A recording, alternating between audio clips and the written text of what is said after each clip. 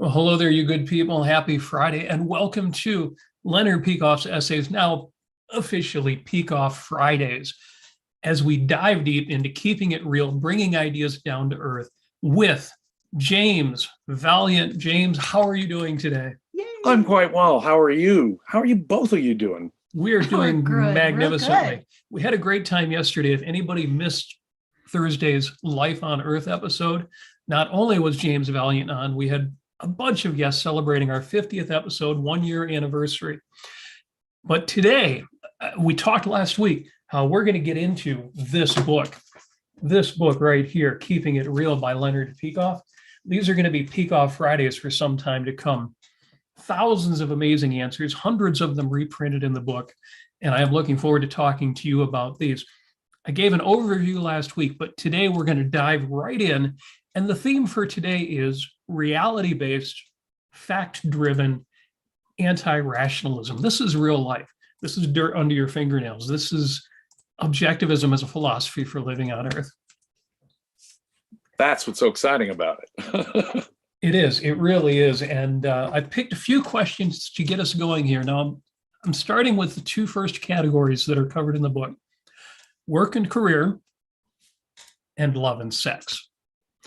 And if you think, well, that's two different extremes, by the time we get to the last of the questions we're going to talk about, the tie-ins will be obvious. Leonard Peikoff, of course, would never have thought to separate the two. Mm-hmm.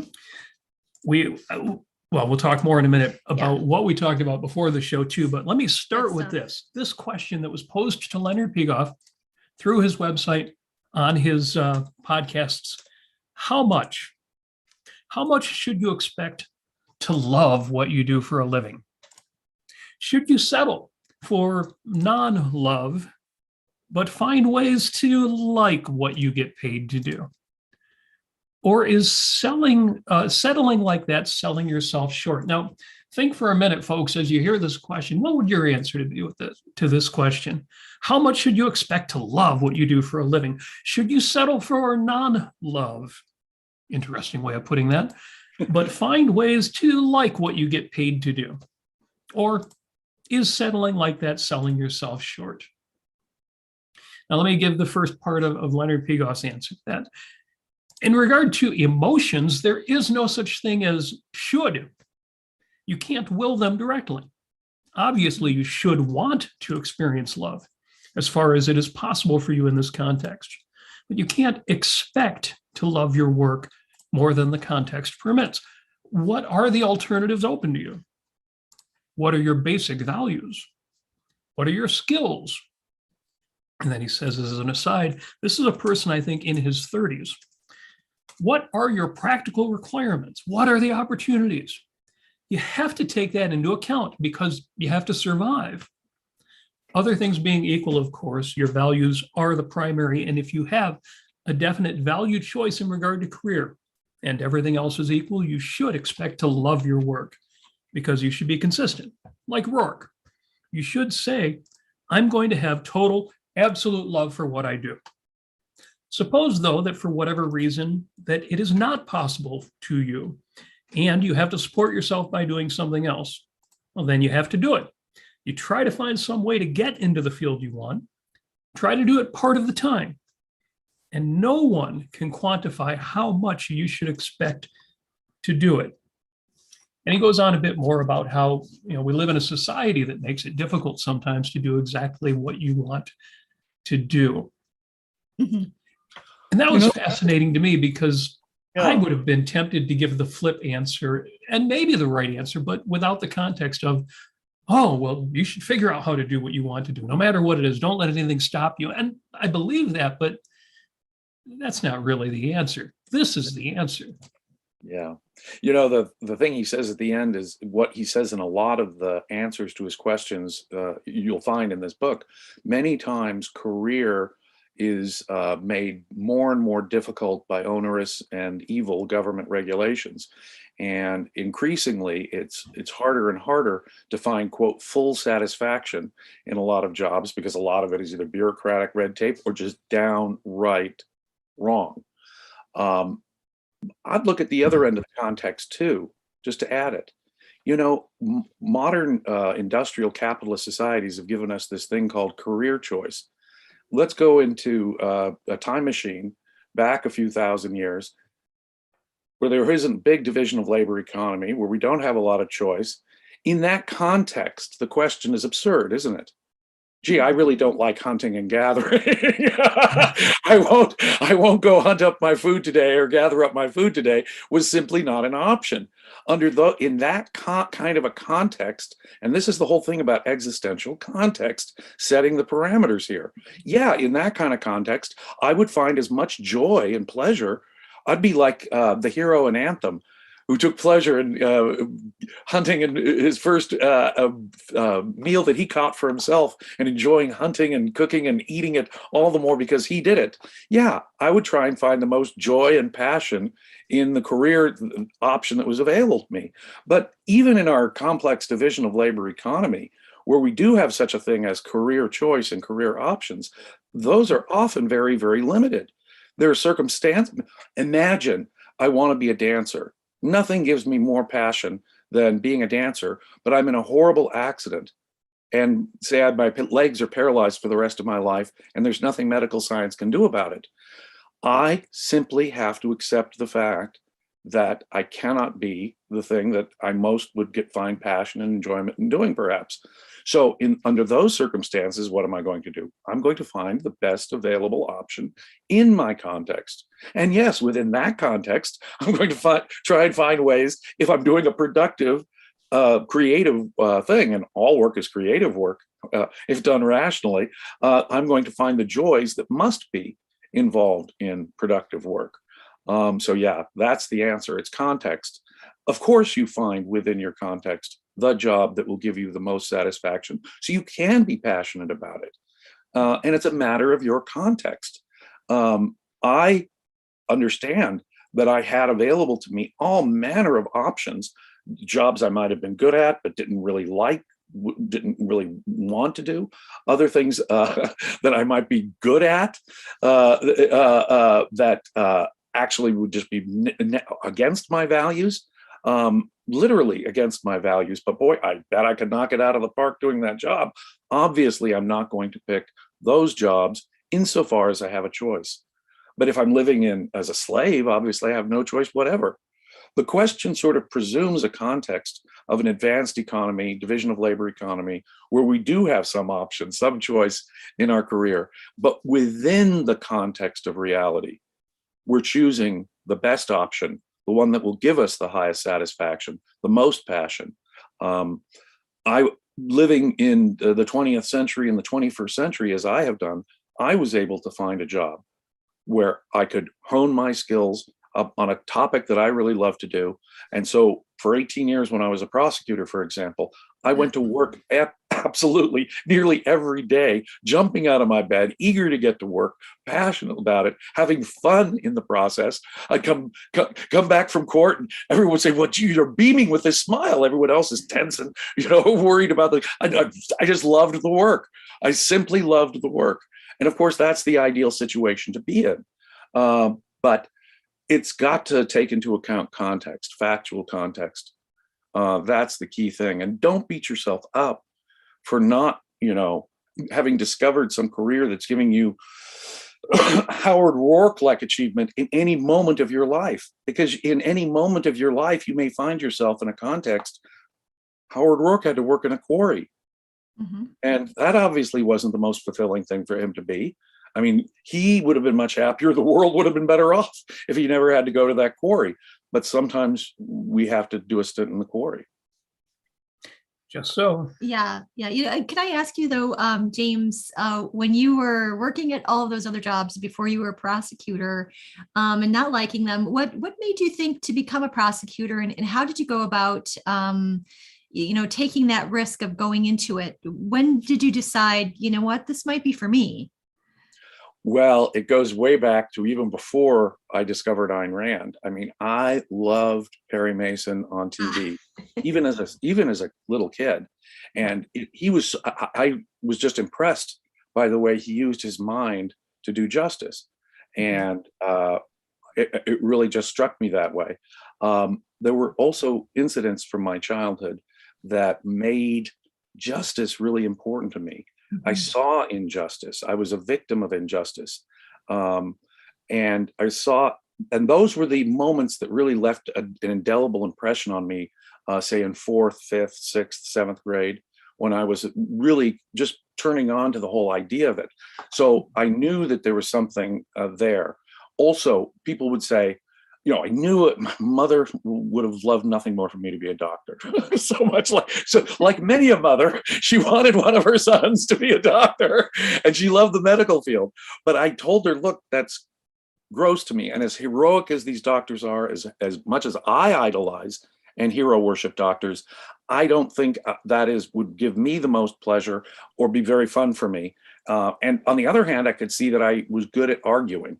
I loved to debate in high school. And so given all that configuration of experiences, values, I was getting good feedback for that skill of arguing, right? And so that was feeding my ego in that way. So when you put all that together, this is something I'd be good at. This is something I like the rewards from. This is something that fills a deep value of mine, justice. And it's the projection of, in effect, my hero at the time and who I wanted to be. So all of that contributed to my early decision. Now, I know I'm in a different position. I have a lot of friends who did not know what they wanted to be when they grew up. See, they ask kids, what do you want to be when you grow up? And oftentimes we'll say, oh, I want to be a princess, or I want to be a cowboy, or I want to be right? And those aren't realistic options, nor really the option you're going to end up wanting. But even the task of discovering your values here can be a process, an achievement. To have to figure out what those values are. And I don't take that lightly. And I know that I was in a unique context to some extent, knowing so clearly what I, quote, wanted to be when I grew up. Dr. Peikoff, once I was in his home for one of our Saturday sessions, and he sat me down and he said, Jim, philosophy is really important, and you seem to, understand this philosophy. Why don't you go be a philosopher? Why wouldn't you be a philosopher? I said, you're my hero, Dr. Peikoff. I'd absolutely think about that. I explained to him that I can't have that long-term perspective. He knows that the real impact of his work won't be seen in his own lifetime. And he still has all the rewards and joys from that because of the abstract mind that he has. I need to see, I explained it to him just like this. I need, at least for a while in my career, to see immediate results in front of me. I need to get that justice, that guilty verdict for that evil criminal. And I want that ka-ching feedback right then and there, and not have to wait a generation to see any impact. And so I knew I wanted to write, like on Christianity and so forth, but I wanted to delay that to later in my life, get a lot of reward right now. His answer, he said, well, that is a really good answer. That's a perfectly valid answer. And you have a right to do what's the most selfish and rewarding for you. He did not pressure me to become a philosopher, even though he did kind of, nudge me in that direction and ask about it. He fully accepted what was my selfish career choice and was eager then thereafter to help me out, to ask me how it was going, to give me advice, to answer my questions about it if I needed to, and be such a positive support for it. Did that answer your? I know it was long-winded. No, I love that. I love that answer, because it really shows that, it takes a lot of thinking, a lot of introspecting to answer just those 5 questions. I think Leonard Peikoff started out with, what are your opportunities? What are your skills? What do you like to do? And what's open to you? It takes a lot of, that you said it right. It's an achievement into itself. If you go through those questions and really take them seriously and really work at it. I am utterly awe-stricken by people who will and I've known more than one person who's done this in the course of my life. They'll go and they'll get a medical degree or a law degree. And we all know how difficult educationally those are. Some of the most demanding things you could do would be to set out to get a Juris Doctorate or a medical degree. And then they'll start it and they'll say, this isn't for me. And they'll go back and they'll then go to medical school or law school, the opposite of what they did, and get a degree in it. And this was for me. Now, that's the kind of investment that we need to, and seriousness that we need to take ourselves and our careers with, because this is what we're going to go and do every day for our lives. We should enjoy what we're doing. All other things being equal, we should enjoy what we're doing as much as we can. It's part of what makes us, I think, what makes you good at what you do and get the rewards from what you do. Yes. Right? If you Yes. if you like it, you'll be good at it, and that will have a further feedback effect on liking it. And Yeah. suddenly you'll know, if you're doing something of value, real productive work, you'll develop all kinds of self-esteem, knowing I can do this. You talked about earlier work I had. As a teenager, I worked in a factory, and I worked in a bookstore, and I did other jobs before I became a practicing trial lawyer. And each one of those, I did my best to enjoy it in that context. But I knew sitting there in that assembly line at the factory, this isn't going to be my life career. Stuffing electronic circuit boards or working on a drill press. That's not enough for me to be really fulfilled. And I had other opportunities, but let's say that was my only option. I would have tried to find within that option the most rewards I could find in that context. Yes. Yes. And going back to Dr. Peikoff and his response to people who are calling in to his show, I never saw him be patronizing or poo-pooing people's career choices, even if they did work in a factory. He met them where they were. And it was great. Oh, he would praise it in my presence. He would praise people like truck drivers as some of the best people he knew. Mm-hmm. And I can vouch for that myself. I happen to know some truck drivers, and they're among the most moral, happy, fulfilled in their work. They love it. They love driving the open road. They love being out there. They love the specific task. They love trucks and engines. They love that work. And that really does give them super fulfillment. And these are really smart people too. These are people who study philosophy and objectivism and literature all on their own. They can have a spiritually and mentally fulfilling life in addition to being fully productive, moral, proud truck drivers with full-on self-esteem. Leonard Peikoff has gone out of his way to make that point to me more than once. Fantastic. So I'm going to jump right from productive career to the flip side of that, which is, what do you do when you're not working? Somebody asked him this. Should one engage in recreational activities only as a reward for achievement? Or is it morally permissible to pursue recreational activities for their own sake? I read that and I thought, that sounds like it's got false alternative written all over it. But let's it's a big package deal there. Yeah. Yeah. And what's interesting is that Leonard Peikoff took this very seriously and very literally, which, I was tempted to maybe redefine it, but here's what he said. Well, broadly, of course, recreation, consumption follows from production. Now, you mean here pursue recreational activities, a whole life of recreation, just going to the beach, travel, fooling around, playing a game, going shopping, and the like. That is not morally permissible, according to objectivism, because productiveness has an essential role in the creation and maintenance of your mind and character, even if you didn't need the money from it. There I refer you to OPAR, where I have a whole section on that. But the fact that recreation presupposes production or is a reward of it does not mean that that is the way you think of it or approach it when you're engaged in it. You don't say, I am playing backgammon as a reward for the overtime last night, or I am making love because I wrote well yesterday. Once you're engaging in recreational activity in the right circumstances, you do it for the pleasure, relief, relaxation, whatever that gives you. You don't sit there and think of everything you did to earn it in the same way as you had to earn your money, but you don't, each time you spend it, itemize the things you did to earn that money. Now, I love that he makes this point, and it's come up on the show. It came up on our Thursday show as well, because somebody had asked in one of the forums, and it will sound exaggerated, but I've heard this many times over the years. How do you avoid feeling guilt when you do less than your absolute best? If you find yourself distracted at work, shouldn't you feel worthless in that moment? And I love how his answer here just cuts through all of the what people would call failure modes of rationalistic thinking.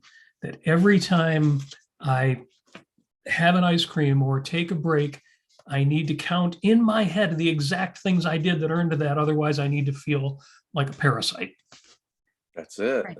Think that's like a religious intrinsicist worldview, isn't it? As if And to it's say not uncommon. every little lick of ice cream that I've ever taken has to be earned from equally, there has to be some proportionate thing out there, and I'm measuring it against, I think of cooking and I think of eating, and his consumption example is a good one, because we should think of recreation as the consumption of what we've produced. There's no question. There's a very specific relationship there. In other words, my consumption assumes I'm productive. And so I can't consume or enjoy anything. But it's like loving the career, the earlier question we had. I love the doing when I'm doing it. If I'm doing it right and doing a productive job to whatever extent I can, I'm enjoying it. And that's very appropriate. But when I'm doing that, it's true. Sometimes I'll think, well, gee, I'll have that vacation coming up. But mostly I'm concerned about the work. And that's got to be true with consumption. I'm in there, I cook a meal, I cook a fancy meal in there, and I'm saying, oh yeah, I'm doing this for the meal that I'm going to eat. But when I sit down and I eat the meal that I had, I'm going to savor each bite. I'm going to enjoy the atmosphere I've created. I'm going to enjoy that meal. It's not going to be let's see, did I earn the food that I bought? Did I set the oven correctly? If it doesn't taste right, I might consider, I burnt something or something. But apart from that, again, I might have a fleeting thought about, think of all that I did to get there, to get this, but that's not going to be it. In each of those contexts, there's a really important point here. Live in the moment. Enjoy what you're doing when you're doing it. If you know what you're doing when you're doing it, you can deliver yourself over to that moment completely. And again, to use Leonard Peikoff, my own experience with Leonard as an example, when he is relaxing and enjoying, and when he's working, he is working. He is on, he's intense, he is 100%. I mean, I don't like the term 110%, but if anyone is 110% when he's working, it's Dr. P. But the point is, he's also 100% when he's relaxing and enjoying himself. When he is looking at art, listening to music, when he's just sitting down and joking with friends with a drink, he is delivered over to that moment, to that lighthearted conversation that he's having with a friend, or delivered over to the enjoyment of the music. And obviously the only thing that's filling his soul is the enjoyment of that music. When he's outside in his backyard enjoying a sunny day, he's just delivering himself over to enjoying the sun on his body. Isn't that the way to live life, isn't it? So when he's working, he's there 100%. When he's enjoying himself, he's in the moment and delivered himself over to, and he knows what he's doing each time, what he's doing. This is when I'm going to enjoy this and relax, and I'll deliver myself fully as I can over to that experience. And if we do so, we get the most out of that experience. We enjoy it the most, and it motivates us when we come back around to our work the most. Not because we were still fretting over calculating, did I really earn this? How much did I earn this? Was like some weird utilitarian. Did utiles of pleasure justified by utiles of other people getting it against my? It should not be a mathematical calculation in the first place, right? You should just relax and enjoy your life. Enjoy what you're doing. Know what you're doing when you're doing it, but deliver yourself to the moment completely. So well said. It brings to mind what Ayn Rand and Leonard Peikoff have written about money. In particular, Ayn Rand writing about money in Francisco's words in Atlas Shrugged. Money as a man has to live up to his money. And at that point, it becomes the moral purifier. The money in your wallet, knowing that you earned it, that money was well earned, is all of the clarity that you need to go out and enjoy your recreation. Right. If you could afford that vacation and you're an honest man, there shouldn't be any second guessing in your head of, did I really deserve this? Did I really earn this? Notice the lingering religious guilt Yes. Notice that it's some religious morality or the commands of God or the voice of our parents from our childhood with It's this your religious duty. idea, right? Pleasure is guilt. Yeah. I want is a sin. Yeah. How dare you enjoy yourself? You've got to pay for every, my great grandmother once said, a very religious woman she was. She once said, someone had a sheer bad turn of luck, and they were a good person who had been very happy. And she said, and someone was comparing, oh, it's a shame that their happy life now has to deal with this big obstacle. And it was her religious worldview that informed her when she said, you've got to pay for every minute of happiness you have in this world. Oh, whoa. Oh, is it happy? There's some kind of karmic balance that if you're enjoying yourself too much, boy, that's when you're going to get your comeuppance, and you should just expect the reality to pull the rug from under you. No. That's a tragedy when that happens. It had no relation to your virtue before, and you were in your happiness before. I don't have to pay for my happiness metaphysically. That is a totally religious, intrinsicist worldview, again connected to rationalism. We're seeing again here a desire, a belief that values can be understood or applied apart from reality and the context you find yourself in. And I wonder if it's because, I kind of see people who engage in that rationalism and intrinsicism and the sense of duty ethics, and only if they had some sort of solid dogma to live their life by, they wouldn't have to have the anxiety of figuring out what they want. And I don't know if that's right for every rationalist or intrinsicist I come across, but I always kind of suspect that. Well, an intrinsicist kind of believes in automatic knowledge, and a trinsicist believes in automatic values that are free from your context in life. Yeah. And that's always the tricky part, isn't it? Connecting my principles to how does this really apply? Well, no, you're absolutely right. There's they want an automatic set of values out there. They want automatic knowledge, unmediated by a process or a method. Well, the same is true with their values. If it's a value, it's a value independent. That's again religious thinking. It's a value independent of my needs, my life, my situation, my context. No, it isn't. Ever independent of your life, your needs, your context. And so they want this automatic guidebook that gives them automatic knowledge and an automatic set of intrinsic values that they can react to. That is true. It reminds me of some poor souls that I've known in the past, gentlemen who are out looking for a lady friend, and they have a checklist going in to the date, and politically a checklist. What movies does she like? Oh, it's not on the checklist. It's not on my list of approved movies. Just things like this, and it's sad. And I one hopes that people can outgrow that.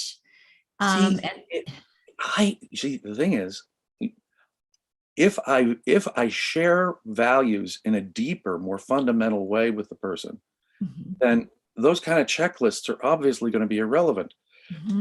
I'll turn the whole thing around on that movie checklist.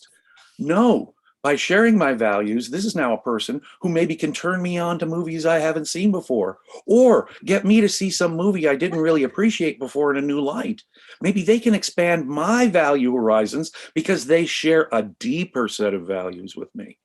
And it's those deeper set of values that we should really be looking for. And these concretes, these specifics really, when we get our hierarchy of things right, work themselves out. And in fact, serve to make our lives richer and happier when we put it that way. Instead of wedded to some concrete intrinsicist checklist about, the movie, she doesn't like Casablanca, I'm sorry, I just can't, there's no way I can date her. She doesn't like this particular movie. That's insane, because you're obviously missing the main value and thrust of a relationship. Yep. It's the soul. It's the whole soul of the person that you're responding to. It's those deeper values you're responding to. And what a sad it's that concrete bound mentality that naturally comes about if you're intrinsicist about values. See, concrete boundness is the other side of the same coin of intrinsicism, isn't it? Yeah. It must, of course, be concrete bound and have these intrinsic checklists, right? That's what it does. Instead of looking to the deeper values and the deeper context that will actually expand your life and maybe make it richer. Mhm. So Daniel sums it up in the chat and says, don't deny the metaphysical. The fact you have something to consume already means you've earned. So no need to justify further. And I absolutely agree. And I'm going to make a big jump, which is actually a small jump, but it will seem big. We're going over to love and sex. And here's a question. I'm being intentionally provocative. Here's a question that objectivists have been answered since Ayn Rand. And, well, let me ask the question. Can a gay person be a true objectivist? Well, that seems like almost a silly question. What do you mean, can a gay person be a true objectivist? And yet, there's a certain history behind that question. And I thought, well, this is recent. The Leonard Peikoff podcasts. This would essentially be, more of his final answer to the question. And a lot of people have been hurt by some of the answers given to this question over the years. Answers that even in the objectivist world were never part of the objectivist corpus, but some people took it that way. And here's what Leonard Peikoff said. I won't read the whole thing because it's long and you should read it in the book. Leonard Peikoff says, can a gay person be a true objectivist? Well, my answer is yes. Being gay or not is totally irrelevant to being an objectivist. If you accept the ideas of objectivism and integrate them into your character and life, you are an objectivist just like anyone else, straight or gays. Philosophy has nothing to say about questions, the answers to which the study of sex. Let me reread that. Philosophy has nothing to say about questions, the answers to which the study of sex is necessary. Philosophy does not specialize in one particular type of relationship. It can give us broad principles applicable to all relationships, including sex. For instance, rape is wrong because force is wrong. Sadism is wrong in sex because you're getting pleasure out of inflicting pain. It's a contradiction of values. Promiscuity is wrong because you are pretending to gain a value from each of the women you sleep with. You don't really want the value, you just want another conquest. So it's self-deception. When you can show that an act of sex comes under a broad principle and is not something specific to sex, for example, promiscuity would be just as wrong with regard to careers, then you can condemn it. And then he goes in more detail. And I thought this was interesting because he makes the tie to career, and we've been talking about career. And I see people make this mistake of this particular choice in this particular value domain. That one thing is the objectivist thing. If you like Rachmaninoff, you're okay. If you like Beethoven, you're not. If you like heterosexuality and you don't like homosexuality, well, then you're A-okay. And Leonard Peikoff just blasts that. No, that is not a rational approach to any domain. It's not a principled approach. Not at all. Not at all. I mean, could a person make a psychologically poor career decision for themselves? Absolutely, they could. They absolutely could. But to go from that, right? Whatever you think about the psychology of homosexuality, whatever you think about the psychology of homosexuality, to go from that to saying, well, then obviously choosing this career versus that career must be immoral. That is not the way ethics works. Ethics work, they're broad principles which have universal applicability, right? So honesty, for example, honesty is a value and a necessary virtue if you want to achieve your values in career and in love, and basically for the same reason. If I were to be indiscriminate about the career I took, utterly indiscriminate, obviously, again, if I were indiscriminate about who I was sleeping with, again, obviously it's the same thing. There's almost a parallel with all of this. And if you can't get to that level of parallelism where you can say dishonesty is wrong, force is wrong, then you're really not talking about ethics. You're now talking about a much more narrow subject. Dr. Peikoff elsewhere points out, of course, that our sexual orientation is developed in childhood. And as far as we can tell, and in our current context, is unchangeable. It's true, it may be a product of childhood cognition, childhood experiences, but it doesn't matter where it really comes from. It's not chosen. And this is true. Let's back up about emotions generally. Emotions are unchosen. They are not, they cannot be morally evaluated because they're automatic physical reactions. They're automatic physical reactions that may take years to change in us. So an emotion as such cannot be bad, good, should feel that, shouldn't feel that. There is no such thing as an emotional should. Emotions simply are. Now, you can say, is the underlying evaluation objective? That's an entirely separate question. You can say, should I act on this emotion? Again, an entirely separate question. But the emotion as such, as Ayn Rand explains in her article, The Psychology of Psychologizing, and as she actually explains, if you read it carefully in Galt's speech, emotions are automatic physical reactions. They are outside the realm of moral evaluation. Now, if a person who is gay is honest, they're non-promiscuous, it is a matter of serious values for them, they're not forcing anybody, this is a matter of consenting adults, then we have exhausted the moral issues here. There are no more ethical issues on the table. This is a consensual relationship between adults. It is an honest relationship. Well, wait a minute here. They're pursuing their values. What are we going to do? Condemn people to a life of celibacy, to a life of no physical intimacy because of an emotional situation they have, whatever you think about that emotional situation psychologically.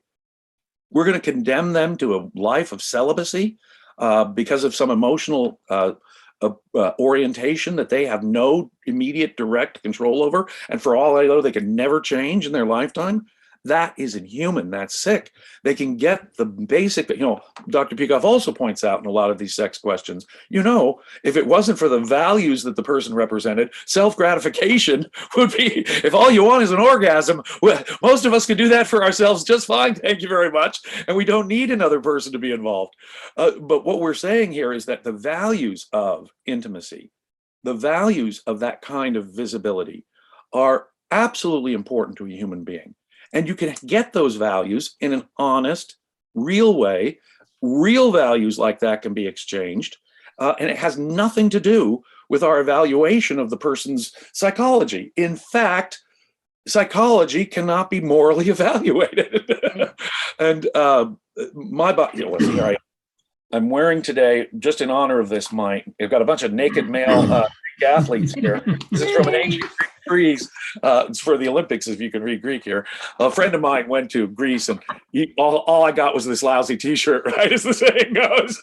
And I don't know if he was saying something to me, giving me a picture of a bunch of naked Greek athletes. But the point is that, when I first heard Ayn Rand's, Ayn Rand never wrote about this, homosexuality in her writings as such, never, ever. There was a couple of Q&As that she gave. They were really spontaneous, impromptu Q&As she gave that I think mostly expressed her own aesthetic and psychological views on the subject and were not philosophical assertions at all. But as you point out, people were hurt by that. And I myself, when I heard about that, I disagreed. And I thought to myself, if objectivism is going to tell me and my friends who we can love, or if objectivism is going to tell me and my friends what music we can enjoy, we can't like Beethoven, or we can't like rock and roll, then there's something wrong with objectivism in my mind. And when I was 19 years old, I was fortunate enough to take Understanding Objectivism live in New York City from Leonard Peikoff. I was there in the audience. And he answered that question so thoroughly about rationalism and these concretes that fundamentally, and from that's why that course was so important to me. I finally realized I was misunderstood. I was still thinking about objectivism in a religious way, in a concrete bound way. No, that's not objectivism is a set of principles. It's a set of principles. It's not an intrinsicist, concrete bound religious demand on human beings. That's absolutely inhuman. Your context might determine your sense of life. You can't really control your sense of life directly, or your own personal context might determine your sense of life. So whether it's music or whether it's the person you fall in love with. Imagine, here I am, let's divorce it from the context of gay or straight. You say, well, this woman versus that woman, right? Well, she's the objective value you should have, not this other person over. No, my values, my context, my personality tell me this is the person I want to live with, not this person who, in your abstract assessment of things, is more like Dagny Taggart or Kira Argonova or something. That is not the way to go about romance in any event. It is a function of your personal values in every case. And you can never, and again, the rationalist will do this. He'll separate himself from his own personal context as if his personal context is irrelevant and I should sacrifice my desires, my personal context on some altar of what I think is what a proper objectivist hero should do. No, Yes. never. And Dr. Peikoff makes the point after he discusses the psychological aspect and that this is not open to conscious choice. He says, well, if you take that fact, which I think is a fact, then you cannot ask a person given a certain orientation to become what they don't want. You cannot ask them to start feeling sexual passion for something that leaves them cold. You cannot criticize something like that anyway, if it's outside their choice, certainly not within the framework of the philosophy. And then he adds at the end, I have to add that some of the nicest, hardest working, and best people I know are gays in long-term relationships. Yes. Again, because this has been an issue over the years. Now, I have to say, actually, I'll say this in a second because I have to get to the super chat. Yes. We have super chat coming in. Bonnie is in. Thank you so much for that, Bonnie. You're always the best. And I've pronounced Kamitja's name before, and now my eyesight must be leaving me. Kametja is also in, and for €2, and we know euros are worth more than dollars. So that is appreciated. Now, James, you said the M word, and I love the M word because it makes so many points. Why do people try to make the claim that, well, sex and love are two different things? Sex can be purely physical, can be totally divorced from your values because it's all about pleasure. If that was true, why do they need a partner? Why wouldn't masturbation be wholly satisfactory? If you can totally separate values and sexuality, and the reality is that you can't. It can't be done. You can't take your greatest pleasures and say, but this has nothing to do with anything that I actually care about. And that leads to the next question. Mm-hmm. Good question. Here's the question.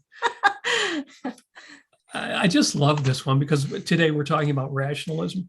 Private for-profit organizations deliver products superior to those of non-for-profit, amateur, government, or volunteer organizations in virtually all aspects of life. Mm-hmm. So for a top-notch sexual experience, therefore, why shouldn't someone engage a professional? Well, we're advocates of cap. Well, let me try and go with the argument here for a minute. Yes. We are advocates of capitalism, the free market. We do believe that people, should specialize in what they're good at, and people should go for the highest value out there. And doesn't free market of competing values out there tend to produce better and better values? And shouldn't I wouldn't go to a dentist or a doctor who wasn't a professional. I wouldn't even go to a restaurant where the chef wasn't a professional. Don't professionals? If I want the best food, don't I go to a nice restaurant? If I want the best, you know what I'm saying? If I want the best, there's a certain point here, isn't there? If I want the best computer, I'm going to go get myself a Mac or something because I judge that's the best computer. Leave it to the professionals to make the most user-friendly computer with the best graphics for me. No, sex is not. Human relationships are not like that. And, it's a funny thing. Before Peikoff ever answered this question, I had always had the saying in my own head, back of my head, sex is one thing where amateurs are way better than the professionals. By necessity. Yes. Yes. By yes, necessity. If you're a prostitute and you really are just doing it for the money, Mhm. are you into it? Are you going to be spontaneous and creative and alive and responding to your partner in the very act of sex? So is it going to be the best sex? So you're say you're John. You don't care about this woman. You right? All you're as Peikoff says, all you're doing is knocking off another conquest, or in your own mind, maybe just getting a purely physical experience. Again, you're not going to have the best sex because it's not going to be the most interesting person to you. You have nothing spiritual or psychological to convey. There's no exchange. Now, to I've feel heard better. I've heard the response that such sex workers are great actors or actresses. Mhm. And my reaction to that is that just makes it doubly bad because you know you're going And through the it's such motions. self-denial- You know that it's all a self-delusion. lie. You know it's all a lie. Yeah, well, You know it's all a what if lie. what if they go to the sex worker school of sex workers? Well, I don't know. Maybe they could. Maybe there's some specific skill that they might perfect. But you know, I would rather have me or my partner perfect that skill on our own, and I'll bet you even there we'll do it better, get more out of it, get something real out of it. The thing is that it seems to me that what we're doing is we're putting an artificial face on something Mhm. precisely because it lacks a certain reality. If there was an honest exchange of spiritual values going on, right, then obviously both emotionally and physically you're going to get the most out of sex. It seems just to follow naturally from that. To the extent it is not, it's obviously going to be uncomfortable, stilted, inferior. Now, And I know that's somebody, just my own position on the matter. somebody's going to answer. There's one other possibility, and that is that the sex worker, the escort, the gentleman, the lady, really enjoys their work. And before we go any further in that direction, I have to read at least part of Leonard Peikoff's answer. So good. Leonard says, sex involves an intimate personal response to values, you to your partner and your partner to you. As a customer off the street, hiring a professional at an hourly rate, you are obviously leaving that consideration completely aside. You're seeking just a physical relationship. If what you're seeking is purely physical, you don't need to pay the person an hourly wage. You can do it yourself, have the same orgasmic climax, and save money. Just provide some fantasies to go along with it. You would see how silly this was if you would think of this. My friend likes to go to football games, and I like to talk to him, to chat with him. But since professional organizations do things better than amateurs, I'm not going to go to ball games anymore with him. I'm going to hire a professional escort, a male escort who really knows athletics. I'm going to hire John Madden to take, oh, he was late. Sorry, the late John Madden, if he was still alive, to take me to football games because he gives the best play-by-play analysis out there.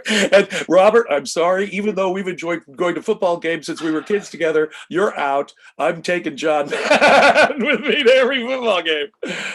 And if that isn't good enough, he gives another example. Or you're going to get rid of your kid because That's even your better. child is just an amateur. And you'll hire a professional child actor to wheel around in the baby carriage or take to school because, you get a better performance. You see, like that's a really good example because the thing is, it's your child and it's every human relationship is as unique as our fingerprints. It's one of the reasons why jealousy makes no sense in my head, because what you're jealous for is something that it cannot be yours ever. It's what these two people have, and it can never be what you have. Jealousy is a silly thing. But the point is that when I take you to the football game, because we're buddies who've gone to the football game there's something about our sharing of that value that is unique. You, Robert, are the guy that enjoys it like I do, and we have a fun time doing it together. John Madden would lack all of that. Mm-hmm. Every personal aspect of that would be lost altogether. I might get excellent expert play-by-play. I might be able to give lectures, on how to do football afterwards. I might be turning myself into a coach or something. But what I'm not doing is I'm not enjoying my relationship with this other person, or the real reason why I'm enjoying the sports. And human relationships don't work that way. It's the same with the kid. It's my kid. It's my relationship with my kid. That's what makes it important. I wouldn't turn my kid in for some professional. Well, this kid, he's much more polite. He calls me sir. He doesn't get into trouble. So I'm going to change that kid in for the other kid. But that's not your kid, and you don't have a relationship with that kid. You see, human relationships simply cannot be looked at in that way. The very thing that makes you jealous is the reason it makes no sense to be jealous. Exactly right. And we're not understanding what we're getting from other humans, whether it's a lover or whether it's a friend. We simply are not understanding human relationships, as Dr. Peikoff points out there, when we look at it in that way. A professional sex worker is actually taking away the most important part of sex, the personal spiritual values that I would get from it. And so you say to me, isn't that better because she would be a professional? No, it would be perforce much worse, precisely because it's stripping away the most important thing I get from intimacy. Right. Think of anybody who's seen the film The Truman Show. Ask yourself if that's what you want, to find out that the entire world around you is constructed and everybody you meet is an actor. And it's all put on for your sake, and it's anything you want. But is that what you want? Absolutely. And Leonard wraps it up by saying, if you realize that the things you want from people are of an emotional, personal kind that you cannot get from a professional doing a great job, then you won't have to worry about this question. Oh, brilliant summary. See, that's not the important thing we get from human relationships at all. When you recognize the spiritual relationships, you recognize just how absurd that question really is. I come back to my original. I'm sorry, sex is one thing in which the amateurs surely are better than the professionals. They're doing it because they want to. They're doing it because they're into it. They're doing it because they're into the other person, and the other person's reaction is all important to them. They're not doing it simply because it's they're a professional skill. If it is a matter of skill, thank you, my partner and I can work on our own skills together. But it's the person who's more important to me. And if there's some skill we want to perfect, I'll be perfectly honest. I hope that just doesn't get into YouTube trouble. There have been skills that I have perfected. It's not like I was born a good lover. There have been skills that I've gotten better at over time, whether it's simply kissing or something else. Our skills improve over time. But frankly, it's when I love the person that my skills improve the most, that I'm motivated to do so, and that I have something to communicate with my kiss. Yes, absolutely. Does that make sense? If I didn't have perfect sense, how do I tell what a good kiss is? A good kiss is where both sides are spontaneously and fully expressing the spiritual value they hold the other person in. It's not the kiss itself. It's, in other words, the same physical act wouldn't have any of the same pleasure or meaning if it didn't come from that person. That's the thing about intimacy. It really is. Or about, even we can back up and we can say that about human relationships generally. Yes, a kiss says something. Right. And a professional escort is not going to say those things to you, and you're not going to say those things to them. Kisses say something. And if in my head I'm reading that it says something, I'm fooling myself. Right. I'm thinking, oh, well, there's all this meaning. Well, that paid escort, you're enjoying that kiss as if it's communicating something. You're lying to yourself. And it's part of this self-deception. It's part of this, I need to sort of fill in the blanks of my self-esteem, not celebrate my self-esteem, which is exactly the opposite of the objectivist approach to intimacy. Yeah. So before we get to the top of the hour, yes, let me just remind people, put in a super chat, support the Ayn Rand Center UK. Put in a couple dollars, a few people already have. You can ask a question that will get highlighted. We will jump right on it. Sign up for a membership at aynrandcenter.co.uk/membership, or just go to aynrandcenter.co.uk. The membership button's right at the top of the page. Yes. And I want to wrap this up, and we'll try to do this real quick so we're not running into overtime here, but a question under love and sex, but really ties together the two domains we talked about. Think of how you would answer this. This is a good one. 5 years ago, my girlfriend broke up with me because I was not educated and I didn't make much money. Today, I am well educated and successful.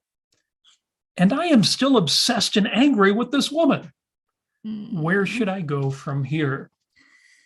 Oh, Talk about separating all the things we said can't be separated. yeah. Because Right. obviously the love and sex and money and career and ambition and this fixation on a given person who isn't giving you anything.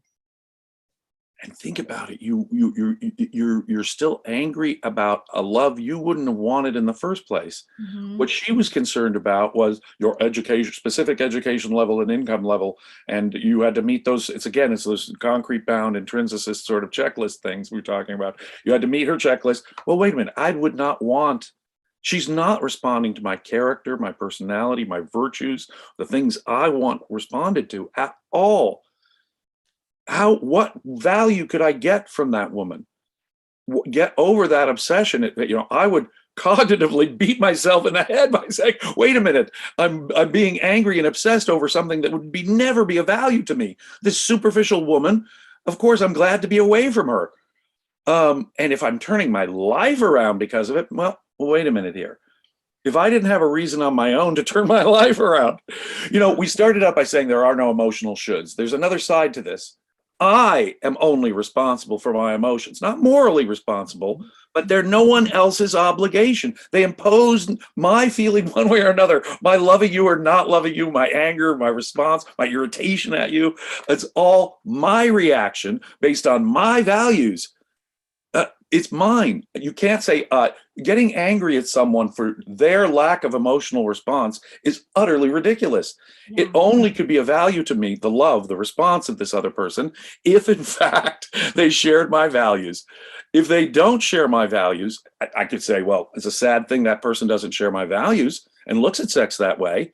But that is not what she wants something from love and intimacy that I don't want. She's looking at it in a way I don't, and I could never get that value from her anyway. So the real value I'm seeking from intimacy has to be found with someone else.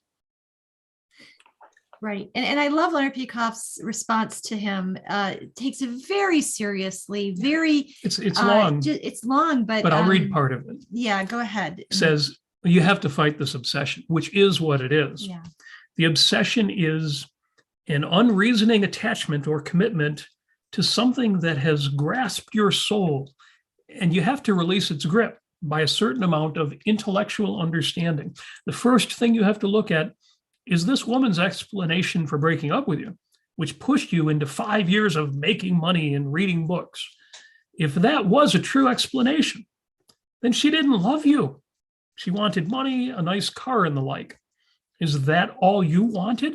Mm-hmm. Now, you could find a lot of girls who will find your income and be very happy. There are girls out there. Yeah, keep going, Robert, because this is so good. True love, the meeting of two souls, in the way we've often explained, cannot be erased by a reduction in your socioeconomic status, nor can it be brought about by an increase in your money. So you'd better make up your mind that she didn't love you. That's it right there. You did not have a love affair. Yeah. She had some kind of sexual desire, but she found somebody else, and that's it. Where do you go from here? First of all, it's wrong for you to be angry at her, even if she had those reasons. Once she left you, she had the right to go to somebody else. She didn't want you. You didn't give her what she wanted, so she went elsewhere. You can't be angry at that. It's her life. You remade yourself, but you remade yourself for another person, and that you cannot do. You choose to remake your life because that's what you independently want, not because you're making yourself into something she wants. If you independently want it, then you can use that as a basis to go on. But if that is simply something you acquire so that you can then go back to her and say, see, I am now what you want, it will do you no good. And so he's being a little, unquote here, he's being a little hard on the questioner where he needs to be. But then he says, well, try to break your connection with her, remembering that she's not in love with you. If you make all this effort, creating something of value, it should be of value to you. And then you go out and see if you might find somebody else. It's very hard to give up someone you're passionately in love with when they say no. Unrequited love is one of the most painful experiences possible. because you're vulnerable. You're bearing your soul, you're bearing your heart, and basically you're slapped in the heart. Getting over that experience is a whole art and science, which philosophy doesn't possess. You'll have to go to psychology to find out how to overcome it if you were seriously in love and you were rejected. I wish you good luck, but it can be done. Very good. I mean, he goes in, he takes the questioner seriously. He starts out with the facts. This woman doesn't love you. Is this what you really wanted? Obviously, this is self-deception. And now you've remade yourself, and now you're earning all these money. You read all these books, and if you go, you do not want to go back to her at this point and say, "See, I've changed myself for you."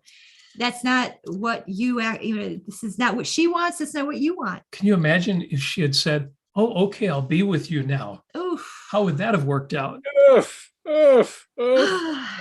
Yeah. Well, and would he have gone and become a circus clown if she'd wanted a circus clown? You make a great point. If you're not changing for yourself based on your values and what you think you should be doing for yourself, and then love is a byproduct of that. If there's someone who loves what I am, what I'm turning myself into, then I'm going to get the visibility from it. But I'm not going to change myself for that person. That's again a form of just rank self-deception. I'm not going to go turn myself into a circus clown just to appease some cute woman that I want to date. No, she responds to my values. That makes her something that's giving me the real value that I'm getting from a relationship. See, objectivism regards the value of intimacy. It's not primarily the physical sex. The value of intimacy with another person is this exchange of spiritual values. When you're talking about a sexual partner, a romantic partner, sometimes a life partner, what you have to be focused on is your highest, most primary, overriding important values in life. It can't be a matter of his income or what kind of car he drives, or and to some extent, or to some extent, how popular this girl, or how this will impress my friends because I'm with such a hot girlfriend. If those are your considerations, you're not getting the real value that human intimacy and love can provide. Yes. And you're not holding yourself to rational standards, and you're not taking your own, not only your values seriously, but your virtues seriously. Right. You're not giving yourself credit for anything that you've done. You're better than that. Yes, exactly. Yes. Just Whoa. so. Well, my gosh, the thing here about rationalism does integrate here. Each of these questioners, and I'm not going to morally evaluate these questioners, but each of these questioners has taken an intrinsicist view of either objectivism or the topic. And so, again, the flip side of intrinsicism is this concrete bound mentality. And they seem to think that some specific concrete is the bright red line in the sand. That's not thinking in principles. Right. That is simply not thinking in principles. There's something that politicians do, at least really professional politicians, and it's a terrible thing, which is whatever question you ask them, they don't give you the answer to the question, they give you the answer they've got. Right, that can. Right. And objectivism is so powerful that I'm not criticizing these questions. I have made this mistake of, I hear a question and I immediately think, well, this thing that I know here, this concept that I've got is applicable. Let me give him that. And what's great about reading this book is that Leonard Peikoff does that same thing Ayn Rand did so brilliantly, which is he will come up with the answer that actually relates the question back to the facts, and in a way that a lot of us like open our eyes a little wider and say, oh, yeah, of course. Why didn't I think of that? Yeah. Exactly. Yeah. Well, I have to admit here, like you, when I was younger, I made big mistakes in this regard. I learned the hard way in a couple of ways about love and sex when I was in my 20s. So even people who, and I was studying Ayn Rand and regarded myself as a student of objectivism at the time, and I was still able to, so again, don't beat yourself up for your context here. These are tricky questions. And unfortunately, our culture has trained us to think about situations either from a religious standpoint or from a totally subjectivist relativist standpoint. Neither are correct. Neither are correct. Having been involved in objectivism, for over 30 years, you think it's easy for me to go through a book like this and say, oh yeah, I see what this guy's doing wrong. But believe me, as I go through, I still run into questions where I think, oh wow, I would not have thought of that. I mean, he approaches every question, no matter how weird or crazy they may seem, and you think to yourself, is this person trolling? Right. He approaches them so sincerely. So seriously. And so yeah, he's such a, I mean, he just comes off being helpful and warm, and just giving you all the angles. If there isn't a question in philosophy, there's one in psychology.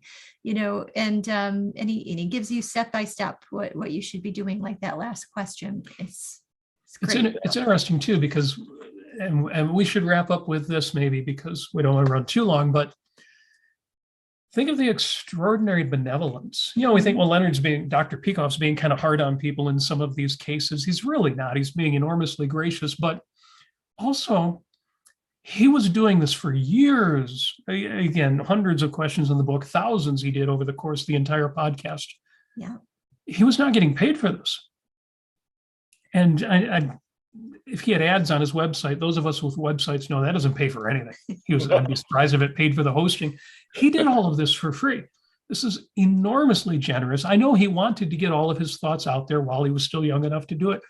But if you think he was kind of hard on people, think about how generous, think about how benevolent that is. Yeah, that last answer, like nearly all of these answers, really is an attempt to get people to abandon unearned guilt, to not beat themselves up for the context they find themselves in.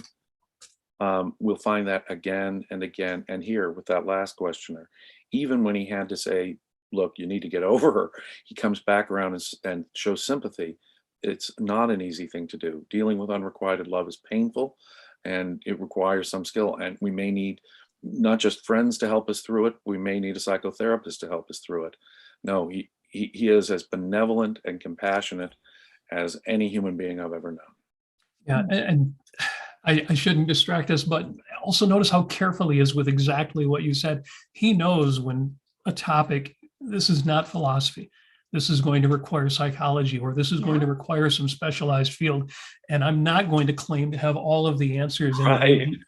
No, I'm going to tell you exactly what you're going to need in order to address or resolve this issue. Exactly right. For some people, when the only tool you've got is a hammer, everything looks like a nail. And Leonard Peikoff is the opposite of that. He's perfectly willing to say, boy, that's it. He does not see everything as a nail just because he's got the hammer of philosophy. He'll tell you, look, this is a screwdriver's job, or this is a wrench's job. I will point you to the wrenches and screwdrivers in this case. Absolutely correct. What an exciting discussion. What a fun discussion this was. It really was. The integration of it and the substance. Folks, if you really like this material, if you have questions of your own that are related to these topics that we're talking, please join us every week. Chime in with your questions. And do hit like, subscribe, and join Ayn Rand Center UK.